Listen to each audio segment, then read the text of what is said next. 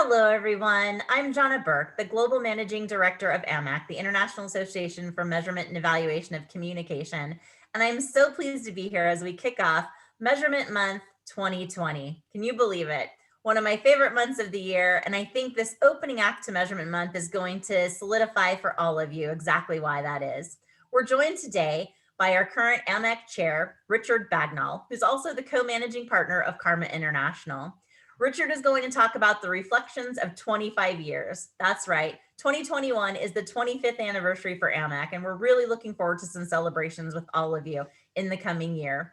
But now we're going to talk about measurement matters more than ever with Richard. One little housekeeping item before we get started, and that is, as you have any questions for Richard, please put those in the Q&A. I'll try to monitor the chat as well, but to ensure that we don't miss anything, all questions in the Q&A will be addressed. Thank you all for joining us. And now, without further delay, let's turn the time over to Richard.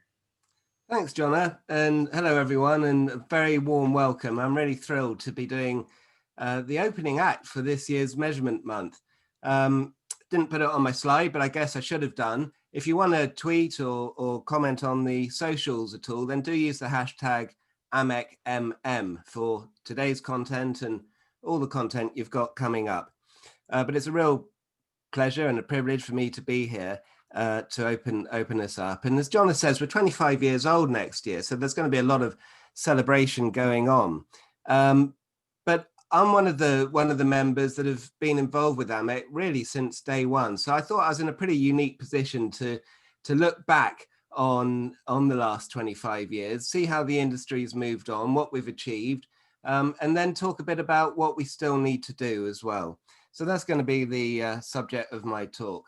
First of all, like AMEC, thank you to my dear wife in this picture and my brother for my last birthday. This is my birthday cake, which I think summarize my 25 years in media measurement and of course corresponds with AMEC. It's been a long time. This is what I used to look like when I started out in media measurement. This is pretty much my first day at my old business, Metrica.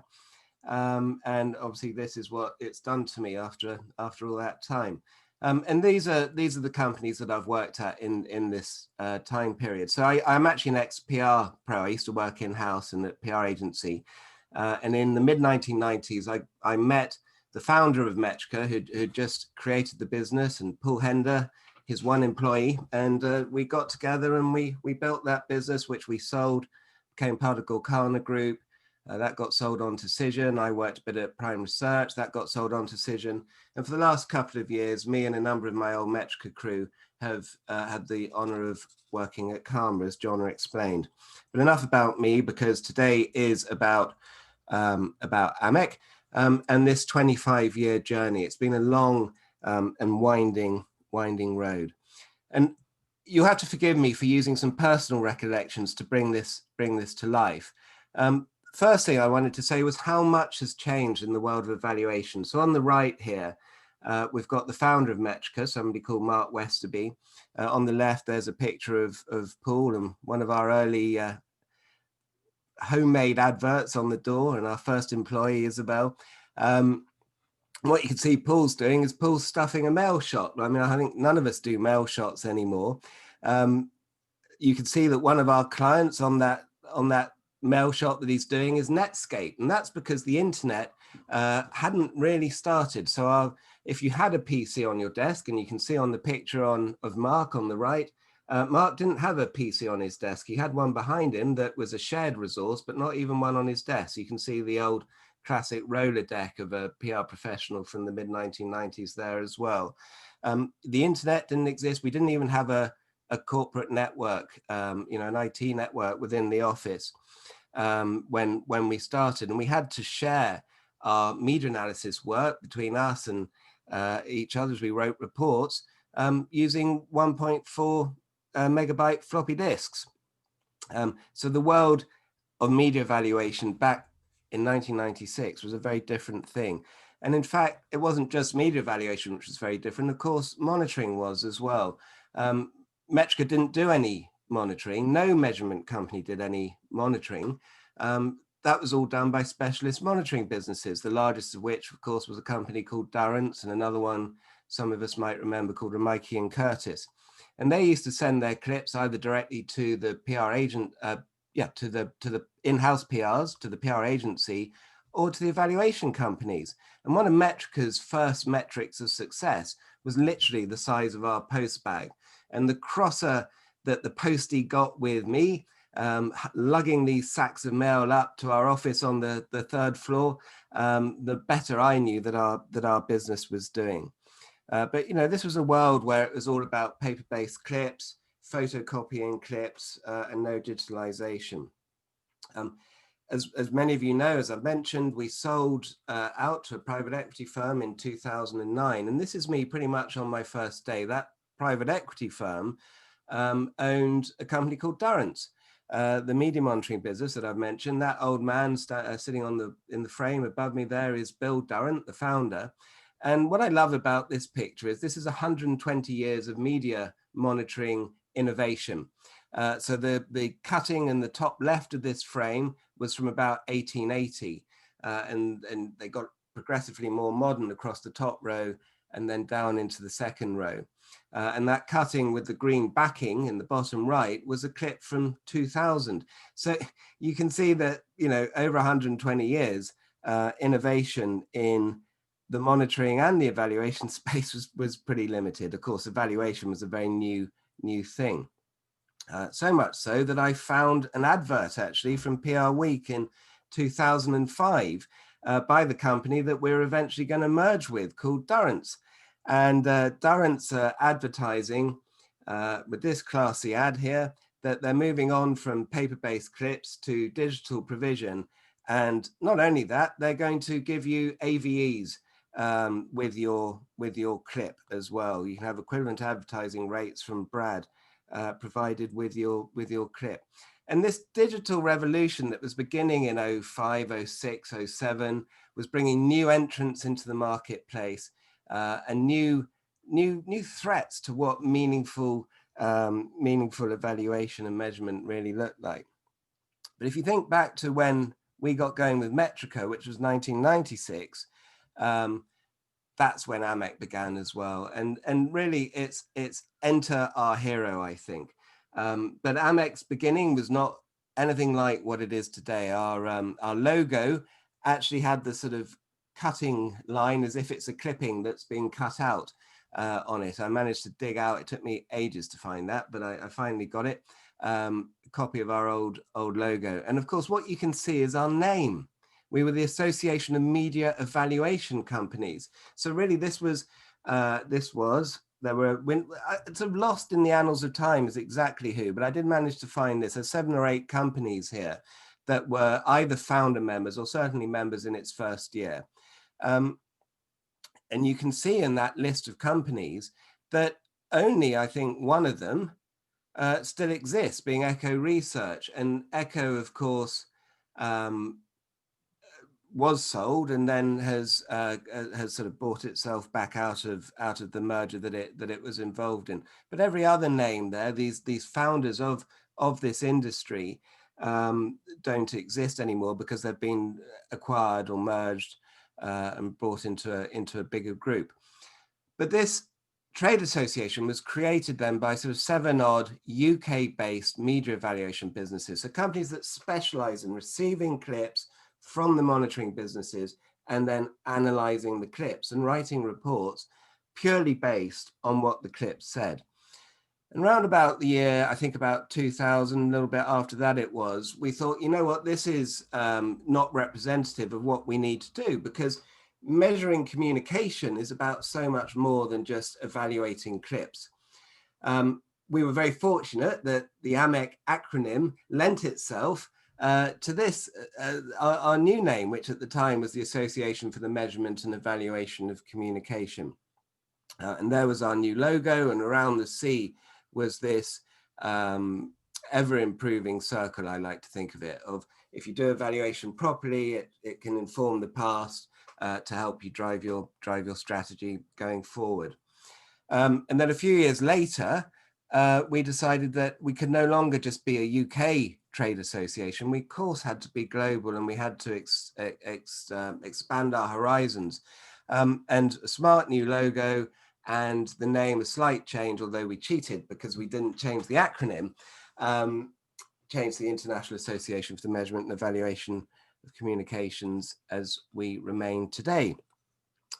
So in this time period, these 25 years, we've gone from being 5 or 6 UK-based, paper-based media content evaluation businesses to today, where we have over 190 members around the world in more than 86 different countries. Our members aren't just what are now called the vendors, but we have most of, if not all of the big PR agencies, the moderate sized PR agencies as well as signing up. We've got a vibrant not-for-profit group, academics, in-house teams, government departments, arm's length bodies are all members, not all of them, but they're all becoming members, and they all make up that cohort of AMEC's membership, as well as individual members too. And this is right around the world. We have links with trade associations in across the world as well, which allows us to speak with a global and consistent voice, which, as we're going to see a bit later, is so important. So it's been a story of incredible transformation and growth for AMEC, which of course has come because of the growth in the importance of measuring and understanding communications effectiveness. I think that young man that I shared a picture of in 1996, I could never have imagined, none of us, those founding members of AMEC, could ever have imagined how big and important this topic was going to become, and how critical to the future success of PR. But what was so nice about AMEC right from day one was it was founded with a very clear message and mission, which I, as its chairman for the last 5 years, I think now, have always been keen to reinforce and to stay true to. And I have to disclose an admission at this point, which is Mark, who I showed you earlier, the founder of Metrica. I remember Mark saying to me, Baggers, we're going to create a trade association and we should be a member of it. And I said, why on earth would we do that? I don't want to do that. I want to compete with our competitors. And we had certain ways of measuring comms and a certain emphasis on how we did it that was unique to us. And I didn't want to help our competitors to get better. But I remember Mark saying to me, he said, a rising tide lifts all ships. And if we can come together and educate the market will be better informed. It will understand why this stuff matters. And because it understands that this stuff matters, the market will increase in size. And looking back 25 years later, Mark, of course, was absolutely right, probably not for the first time, and I was absolutely wrong, probably not for the first time. And this is a gratuitous picture of the garden from my parents' house, but it's to illustrate that point, that here is the view at a harbour side, at low tide, the boats all sitting on the mud flats. As that tide comes in, all the boats are lifted. And I think Mark's words were prophetic and right, and I think the growth and importance of evaluation of communication has been demonstrated. But at our heart then has been educational initiatives, and that is something that we stay true to today. And here's a timeline over the years from when we first really made a move to go international. So one of the first things we did was we took our own little UK-based media evaluation company conference, which I remember going to. I couldn't find any pictures of it, but I remember going in about, I don't know, 04 or something, I feel, perhaps our first one, or 05. And we took it international. We took it to Berlin for our first international summit. And that summit now happens every year. It's grown and grown and grown in importance. We get over 300 delegates coming from all around the world now. We're taking it to literally right across Europe. We're even taking it to the Far East, and we'll be taking it to all kinds of other regions in the future as well. But not just have we had these summits in these locations that you can see on the slide today, but we've had all these initiatives as well. And I want to pick out a few just to highlight. So first of all, the International Summit. It's been one of the great successes of AMEC. And this is a picture from Berlin in 2009. And you can see, you know, a good turnout of people, but there was actually another wing to this room, but nothing like the 300 plus people that we regularly attract now. And for my friends and colleagues in the industry, I've got lots of dodgy pictures that I've been able to find of everybody looking back, and I am open to bribes. So if anybody would like me to leak some more dodgy pictures, which I didn't send, I've got pictures from all the summits that I'm more than happy to share. Our awards have been an enormous success. I think they were something, again, I think we really launched them internationally in 2009, and they've grown and grown to become literally the gold standard, the marquee event of any public relations communications campaign that wants to demonstrate that it measures in a meaningful way. And we've had enormous fun. A lot of people had a great chance to celebrate at these awards over the years. 2010, I think a massively important moment for the industry was the Barcelona Principles, not because of what the Barcelona Principles themselves said. A lot of people say to me, well, they're hardly rocket science. And, you know, I agree. They're 7 broad statements of what you should be considering to do a meaningful measurement program. They're not prescriptive. They don't tell you how to do it, but they tell you what you should be doing and what good looks like and what bad looks like. And why they were important was it was for the first time that a global community came together. And it wasn't just AMEC. We did it in collaboration with our partners at the PRCA, at ECO, at the IPR, the CIPR, other regional trade associations as well. All came together, scratched our head. It was moderated by Dr. David Rockland, and these 7 statements, these are abbreviated versions, but were agreed. And what we've done is every 5 years we've updated them. They're probably best known, and for good reason, for what I refer to as as principle number 5, which is that AVEs are not the value of communication, or PR as it originally said. And this was a really critical moment because, as we saw from the Durrance advert, as new companies were coming into the industry, as PR professionals needed to be educated on what decent measurement was, what we knew was that it wasn't AVEs. And we had to take a stance because in 2010, when the Barcelona Principles were done, our research showed that about 80% of global communications evaluation programs had AVE or an AVE type metric as a component of it. That's a huge amount.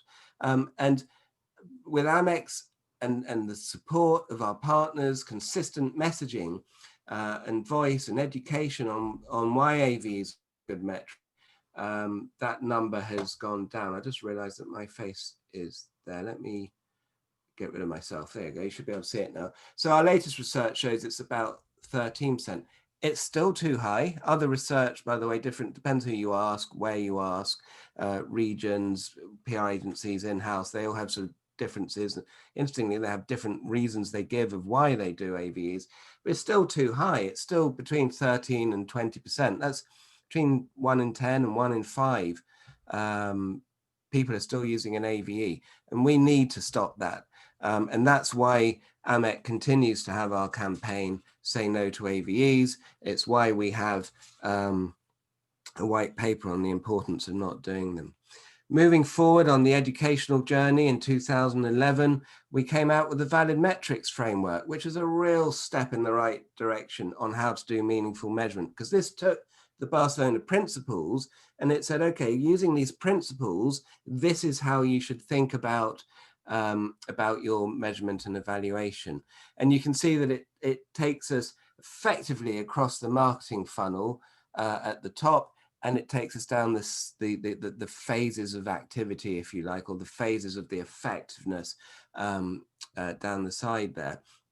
And the idea being that you end up with organizational and business results.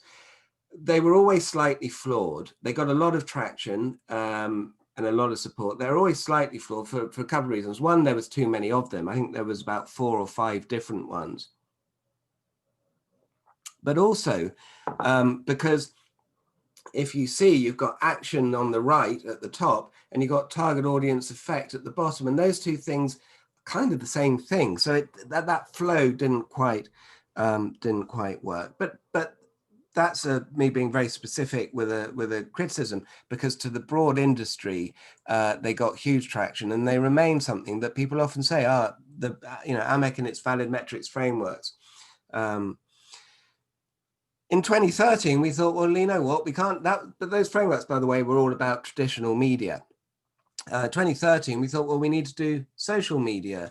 It needs to be included as well. And I led a group with Don Bartholomew, and we came out with the social media measurement frameworks, and we created 2, this one and this one. And all you can see the difference here is on the y-axis, we've got paid, earned, and owned media, and we've got program business and channel metrics. And what we're trying to do here, Don and I, we're trying to get at this concept of that PR is no longer just about media relations and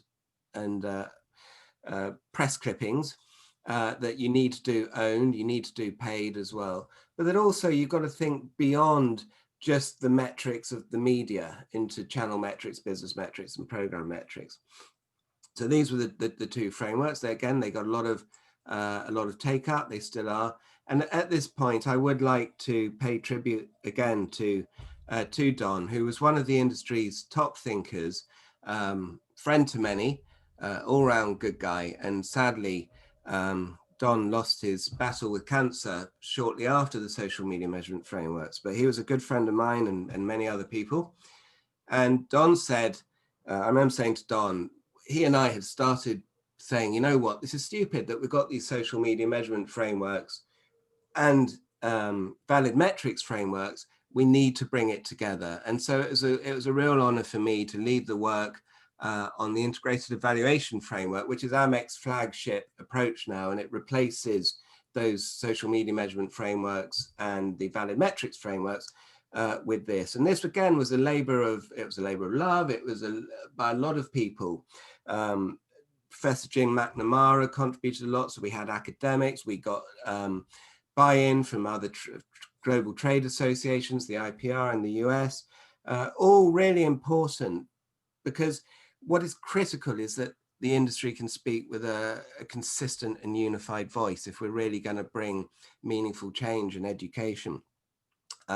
So the integrated evaluation framework is a free process, basically, that people can follow an organization of any size to provide a meaningful measurement approach, not just across their paid, earned, shared, and owned media, so integrating those routes to the audience, if you like, but also making them think about the importance of objective setting, of strategy, of planning, of targets, of relevant activity that's linked to those objectives, and then measuring across not just outputs, so that media content evaluation, which is what we call outputs, but the outtakes and the outcomes as well. So what does our audience now think, and the outcomes, what do they now do? And in that mix, the importance of planning sits as well. So the integrated evaluation framework, very proud, it's been translated into, I think now something like 22 different languages. It's being taught at universities, and it's been used by well over 2,500 organizations. In 2018, people started saying to us, you know what, it's great that you've done the integrated evaluation framework, but I can now measure myself in a meaningful way, but how can I compare how I'm doing compared to my peer group? Am I doing more sophisticated measurement? Am I doing less sophisticated measurement? Are they doing more sophisticated than me? Is there something I could be learning from them? And I asked some of my really smart colleagues, Asim Sood and Colin Wheeler and Ben from FHF and of course Paul Hender to work on this, and they did a fabulous job putting together the measurement maturity mapper, or the M3. One thing you'll notice that AMEC is good at educational initiatives, not so good at our own branding of our names and our different tools. Anyway, we came out with the measurement maturity mapper, which does exactly that. And again, another free resource to help educate the market. It doesn't just tell you how you're doing, it normalizes that against an entire peer group that you can choose, whether by region or vertical sector or trade association. There's multiple different things that you can compare and contrast against. And then it doesn't just say, well, look, this is how you're doing. It says, and this is what you should do to do better. So it's a fabulous resource, and a lot of kudos to the guys who put that together. Moving forward again then to 2020, the year of the virtual summit, we updated the Barcelona Principles 3. There's a lot of work going on now. We're translating them into multiple different languages, and thanks to all the guys who are doing the work on that. And one of the things I think is really critically important is to PR and communications professionals as a whole is the importance of planning. If you don't plan, you're not going to measure properly. If you don't plan and set objectives, you're just going to count stuff. You're not going to measure your progress towards an end goal. And the truth is that too many PR programs still happen without sophisticated planning. So that's why in 2020, planning was a big thing. Massive thanks to Gemma Moroney at the time at Engine Mischief, now set out into her own agency, for leading the work on our primer. And what you'll be seeing coming out of AMEC in 2021 is an initiative to make this primer digestible and build it more clearly into the into the evaluation framework process. It's absolutely integral that when you think about a program or any PR activity, whether it's ongoing work or a program, that you begin with the end in mind. You think about your measurement and you bring what you want to achieve into your plan. Those two things, people say, well, why is AMEC talking about planning? It's because you can't do one without the other, and it is critically important. So, today, where are we, and where are we going, and what are the future challenges? Well, one of the interesting things that's happened over the last few years has just been this massive influx of cash into the business. And I guess, I shoulder some of the responsibility in that we sold our company, Metrica, to a private equity firm. But, there's a lot of money coming in from private equity, from venture capital. And that's because these financiers see dollar signs, and they see dollar signs because if you look at this research on the right of this slide, all indicators are that PR stack, PR tools, digital tools to enable PR are going to grow.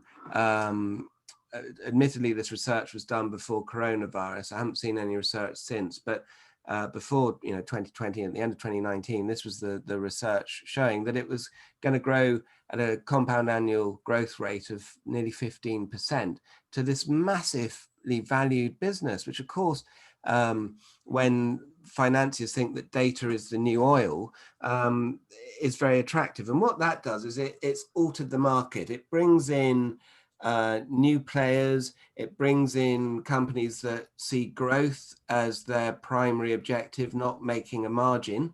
And I think we all know that if you're a business that doesn't make a margin, it's not a sustainable business. If you're a business that is only in existence to grow and so that the owners of it can sell it, that creates viable challenges. And what you tend to have happen there is you get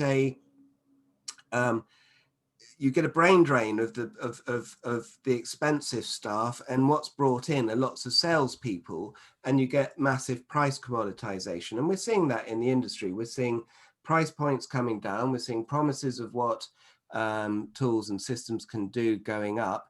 And I think sometimes we have to be on our guard that that over-promising isn't something that's happening within the industry of what these SaaS tools actually on their own are able to do. If you think about measuring communication, especially measuring communication today with all all the options available to us through paid, earned, shared and owned, and moving from outputs alone, i.e. looking at content evaluation, where AMEC began, to what we all know is the importance of measurement, which is looking at well, what happened, what outtakes and what outcomes happened.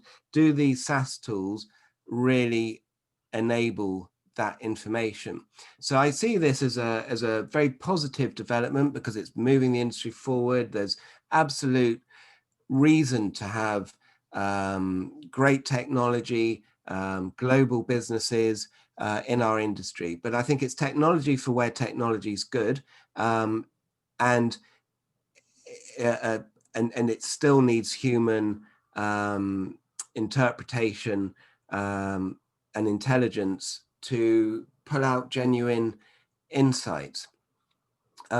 And this leads to a risk, and this is a concept that I've nicked from Alex Aitken, who's the head of UK government communications. He says, too many PR professionals just do SOS. And depending how rude Alex is feeling, he either says they just send out stuff, or sometimes he says they're sending out shit. And what he means is it's very easy, and I mentioned at the beginning I'm an ex-PR, and it's something I remember. It's very easy to appear at a PR agency or in-house, and they're such busy professionals that you just get embroiled in activity and you just start doing stuff. And if you just start doing stuff, then you don't think enough about your strategic objectives or why you're doing stuff or what it is that you're trying to achieve. You just start doing stuff. So you start sending out press releases because we've been told that this is the media that matters, or this is our media list that we've always used, so we'll send out these press releases. You get these concepts of spray and pray, and we'll do stuff because we want to generate stuff, and that's the clips and the tweets and the shares and the likes. And then we get this, which is these automated SaaS platforms counting stuff. And the problem with that is that if we do stuff and count stuff and we don't think in a more sophisticated manner than that, we're not actually measuring what matters. We're just counting what's easy to count. And I see this as a real threat, which really goes in conjunction with this ongoing need for AMEC of it being the voice of education and consistent best practice in our industry. Because over my 25 years, I've heard it all in terms of why PR pros don't want to do their measurement. They say there's a lack of standards, or I haven't got enough time, or it's too expensive, or it's too difficult, or they don't have the need, or it lacks sophistication, or I'm not clear enough on my objectives. Some of them fear the results, and others say that AVEs suffice. Well, all of this is, of course, utter rubbish. A PR professional has to invest the time, especially now, to really understand this and to measure in a meaningful way. Because, sorry to bring a downer on us all, but as we all know, the world has changed beyond all recognition. I used to think since about 2009, when the sort of economic crises started to roll over us, that, I used to say, oh, we live in the age of accountability. But if I thought that then, I tell you what, we do now and we do next year, we are going to see massive budget cuts. And I'm not talking about the evaluation sector, I'm talking about the PR sector, the PR and comm sector. We're going to see massive budget cuts by organizations as they react and respond to the ongoing situation, which I think we all agree is not going to be over, bar a miracle, within the next few months. Every business, as it does its budget and it sets its financial plans, it's going to be looking at the departments it's spending money on and saying, what does this department do for me? What does it achieve? Is it just a cost that I can cut? Or is it creating value for my organization, whatever that organization is, be it a bank or be it a charity? Is it creating value? Is it helping my organization to achieve any objectives? And if it's getting metrics from the PR industry that are just counting stuff and counting things and counting activity, I'm afraid that's irrelevant. It's an activity only, and it's going to have a big red line put through it. That's what happened, incidentally, to the UK government communications. Alex is very open about it. When back in 2012, when a new government came in, they asked UK government comms to explain, how many staff they've got, what their budgets are, and what they actually achieve. And the team at the time were unable to talk about anything in a meaningful way in terms of how they've informed the public or saved lives or saved money. And they got a massive financial budget cut. Well, that's what's going to happen right across our industry if PR professionals don't now embrace meaningful measurement. And so there is this challenge that we have to, as PR pros, stop thinking that dashboards that are provided to us with charts on them are measurement. They're counting things, but are they counting the things that matter? And that is going to be the challenge that's going to continue. And as I begin to wrap up, I want to stress to everybody on today's call how important the ongoing evaluation challenge is. Many of you, particularly in the UK, will have heard of Stephen Waddington, who's one of the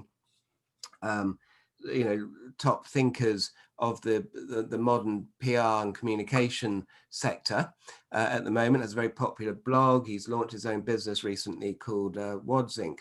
And Wads and I had lunch together in 2017, I think it was. We had a glass of wine probably as well. But I said to him something like, you know what, Wads, when I die on my tombstone, I think it should say 25 years in the media evaluation sector, comms evaluation sector, and achieved nothing. And I said it as a joke. And anyway, he wrote this article. And his article was talking about how we had to move on from AVEs, surprise, surprise, but also to move towards things like the integrated evaluation framework and meaningful measurement. Why did I say that? Well, the reason is that it's very frustrating. Sometimes I feel like in the UK, when I was a child, we used to have an action man. It was a toy that had a piece of string, 4 batteries. He pulled the string from his chest and he'd sort of speak about one of 5 different phrases. And I feel like an action man just sort of saying the same thing over the years, how important it is that we move on. And in fact, Maya Pawinska Sims, who is one of the top journalists at Provoke, dug out, she used to be at PR Week, she dug out an old PR Week the other day and started tweeting out, and this was literally the other day, started tweeting out some funny pictures of it. It said, here's baggers banging on about media measurement since 2003. And I was able to correct her that actually I've been banging on about it for longer than that. This letter on the left, calling out an AVE in a campaign, is in 1996. That one on the right was from 2002. I've been doing it all my life, and that's why it's on my tombstone, 25 years and he's achieved nothing. Of course, it's tongue in cheek because a lot has been achieved, but there's a lot more to do. We cannot think that it's fire and forget, it's one and done. It isn't. It's an ongoing educational battle, and everybody needs to play their part, and everybody needs to support AMEC to do that. AMEC is a global trade association, but it only has a small team. Here's Barry, our old executive director, and two of the sort of linchpins of the association over the last I don't know, 10, 15 years, Julie and Nicola.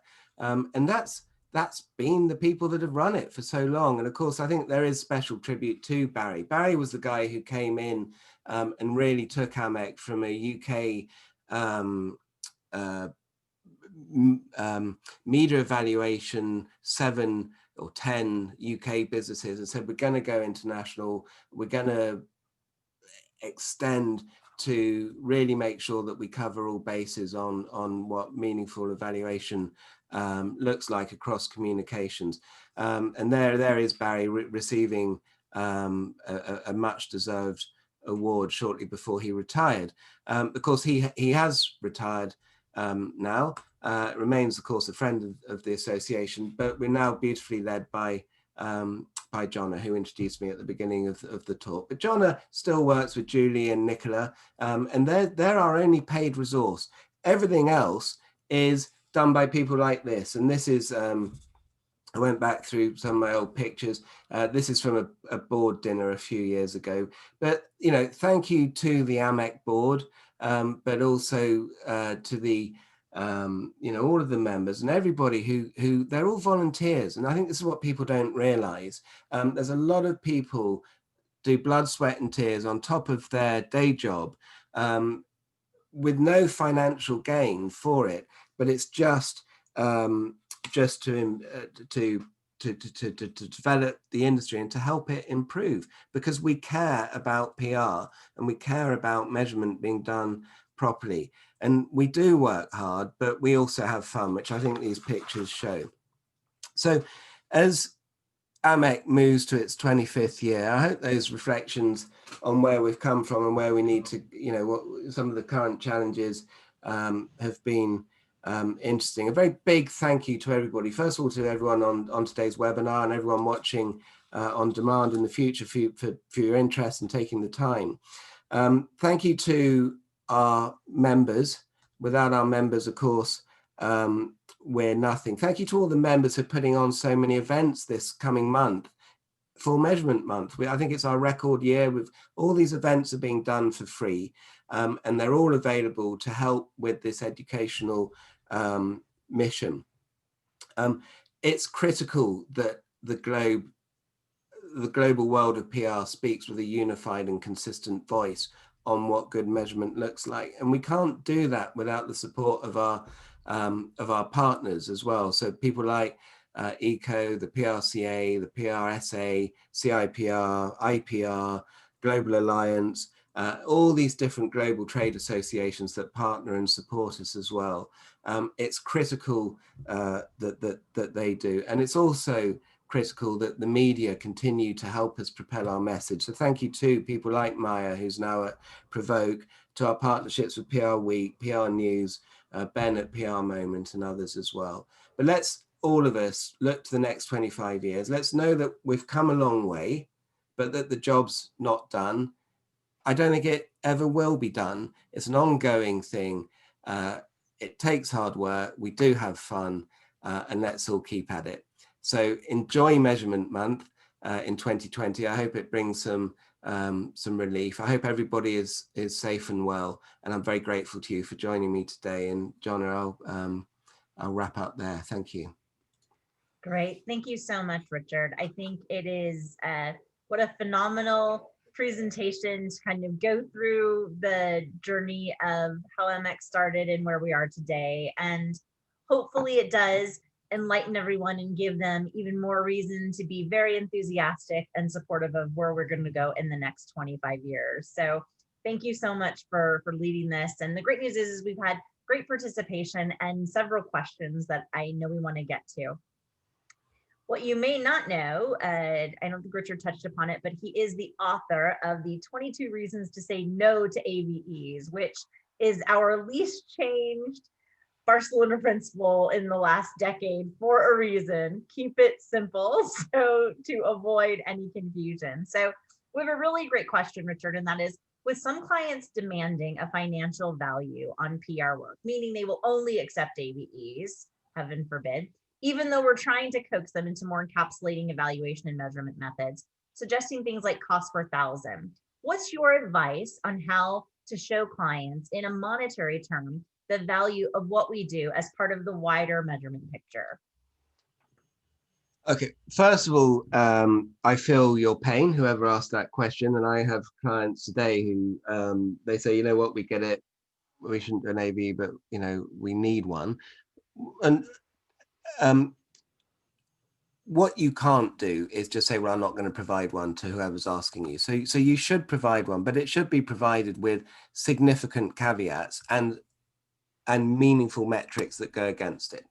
Now, cost per thousand is one of those meaningful metrics, of course, but I take a bigger issue with the point, because not every objective in PR is about either making money or saving money. And if you're looking, I think PR professionals and the people asking for this measurement are getting themselves confused here. Is what they're trying to say is, show me that you've created value with the work that you've done. And value isn't always dollar, pounds, or any other currency, euros, for example. Value can be many different things. And that's all about getting absolute clarity with your stakeholder in advance. Again, this links to why planning is so important. In advance, what is it that we are trying to achieve? What does success look like? How are we going to show that in a meaningful and credible manner? And that isn't always just a pound sign. It's important that we understand where we are, so we get the benchmarks and we agree with our stakeholders up front where it is that we're trying to go. When we turn these dials, what does success look like in terms of where that dial then moves to? Great. Thank you, Richard. Our next question is technology an enabler to human-driven insight, or can insight be technology-driven? I'm just making sure I understand the question. I guess if that's an either or, I'd say the first one. It's an enabler to human-driven insight. I'm sure you can get an insight from a data point. Sometimes an insight will surface, but I do believe that insight comes from context. It comes from interpretation, and the technology helps us to surface that, but it needs the human experience and context to pull it together and properly surface it. So I'd say if that was an either or, I'd say it's the first part, not the second part. I think technology has brought enormous benefits. So for example, at Karma, we invest significantly in tech. We've got great tech. Tech matters, but we blend tech with humans. We don't just leave it at tech. We're not trying to become a SaaS only business, a software only business. We want to blend the very best consultants with with really great tech, because tech can do heavy lifting. Tech can do interpretation. It can do massive data sets in real time. But what it can't always do is do the context side of stuff and the thinking, which is what humans do. There was an article I was reading the other day, actually, saying, post, and it was not to do with PR, it's just in the papers, but it was saying post coronavirus, what are going to be the jobs that are going to be in demand? And one of the key jobs was human value add, effectively, because so much stuff is going to be automated and being accelerated. Look at us all, yet again on another video call. So if with tech being accelerated like it is, it's really critical that these human roles are worked on. I think that's such a great point. And I think what we see globally is those professionals who are taking a report and simply forwarding that on. If it doesn't have those insights, if it doesn't have that context, those are the people who are most vulnerable to some of those vanity metrics and those ghost metrics, right? Because people who don't have context of what's going on in the environment, what those societal factors are, look at it and either think, so what? Or now what? And without some way to guide them through those answers, it's really a critical piece. Yeah. One last question, and then we will let you go to in appreciation for all of your hard work and for, again, the great presentation, Richard. And I think this might be a little bit of a tricky one, but you are just the person to tackle it for us. And that is, How do you talk executives in supporting the IEF rather than just AVEs, media cost, media value, et cetera? Do you have I mean, I know that we have several case studies. It's actually one of the elements of the AMEC awards of the best use of the IEF. So we will be able to point everyone to some case studies as well. But do you have one of those experiences where you've helped someone make that journey and what those arguments were that they were able to make make the investment to convert? Many. Yeah, I mean, to be honest, without giving any kind of trade secret away, it's the focus of my work professionally, is to help people go on their journey from vanity metrics and counting stuff that's easy to count to measuring in a meaningful way. How do I do it? Well, I guess I act like a consultant. I ask questions. We talk, understand what their challenges are, and then what we tend to do is put together workshops that show them a journey from where they are to where they could be. And what we tend to do, and it's something that's available for everybody to do themselves. And I'm the sort of lead author of the framework, but I deliberately designed it like this. It's there for everybody to use. It's completely open source. It is a process. It's not a tool. It's a process.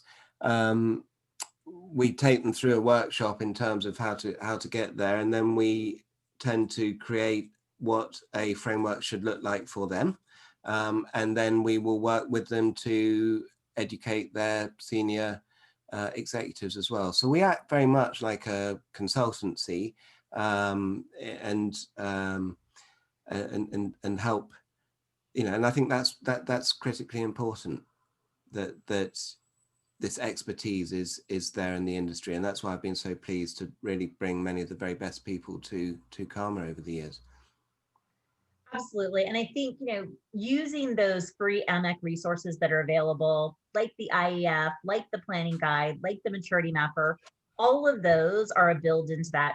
One of probably, I think, the best assets that we've produced is the taxonomy.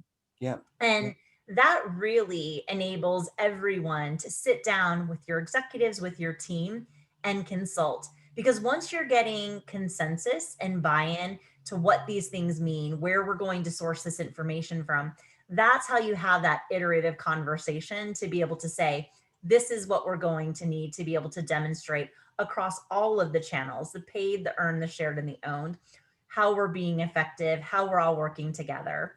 That's right. Because So what we know is, sorry, JB, I was just going to say that, for those on the session who might be wondering what the taxonomy is, the taxonomy sits within the integrated evaluation framework. So you'll find it on the microsite there.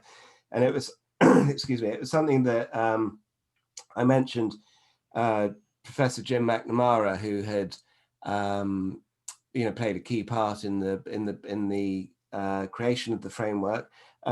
It's really Jim's great thought process, and it does list all the different stages, different metrics that you might want to consider, and it's something that Jonna, you and I have talked about, is we want to shine more of a light on, and I think we'll be doing that next year as well. 25th anniversary light shine on the taxonomy.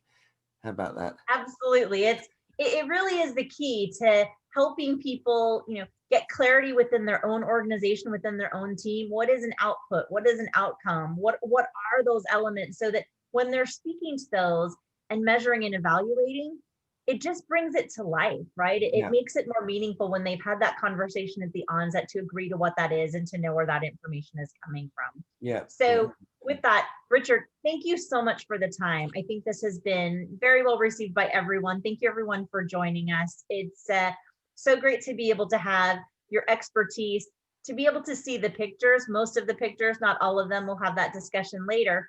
But I got some really good ones. I've had a lot of fun, I have to say, putting this deck together. So I've gone out of focus. Oh well, sorry about that. Yeah, we'll pay the blackmail accordingly. But no, I mean, I think to see the journey from your eyes is fun, and that's the part that we hope that everyone does embrace, because you know, when you're enjoying what you're doing and when you're able to personify that to your organization, to your executive team, it does create that bind, that tie to the belief, and then being able to produce those results. That's how you're going to build a team. That's how you're going to build that collaboration that you need in order to be successful. And so thank you for sharing your Contrary, success.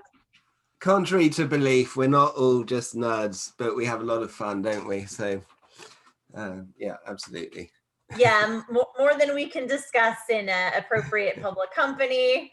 No, it's still nerdy, but no, we have a great time, and I think that is sharing success, sharing the failures and the trials of each other, and working as a community to get through and to make that better. And that's really the impetus of so many of the free resources at AMEC that we like to make available to everyone. So again, thank you, Richard. Bravo. Thank you so much for your time. Thank you Hi everyone. everyone for I've joining us. gone out of focus. Sorry about that. But thanks everyone for joining us. We hope to see you at our other upcoming AMEC Measurement Month events. Some will be produced by AMEC, so many produced by all of our members. Majority of those free. Some of our partners do have a fee structure with theirs, but we encourage you to support those for a lot of great learning led by AMEC thought leaders. So thank you all again. We appreciate you so much. Take care. Enjoy Measurement Month, everyone. Bye-bye.